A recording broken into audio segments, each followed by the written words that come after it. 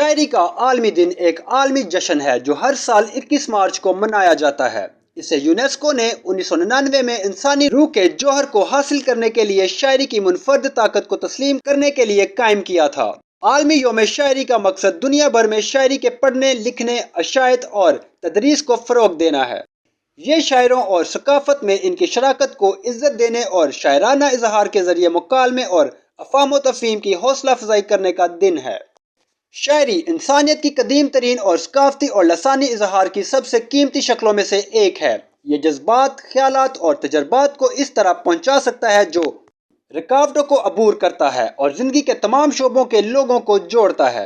شاعری کے عالمی دن کے موقع پر دنیا بھر میں مختلف قسم کے واقعات اور سرگرمیاں دیکھنے کو ملیں گی۔ ان میں شاعری پڑھنے والے ورکشاپس، تہوار اور نمائشیں شامل ہو سکتی ہیں۔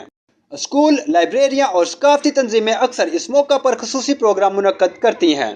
یونیسکو کا عالمی یوم شاعری کے فروغ میں کلیدی کردار ہے۔ وہ رکن ممالک کی حوصلہ افزائی کرتے ہیں کہ وہ اس دن کو منائیں اور شاعری کو فروغ دینے والے اقدامات کی حمایت کریں۔ یونیسکو شاعرانہ اظہار کے ذریعے خطرے سے دو چار زبانوں کے تحفظ اور فروغ کے لیے بھی کام کرتا ہے۔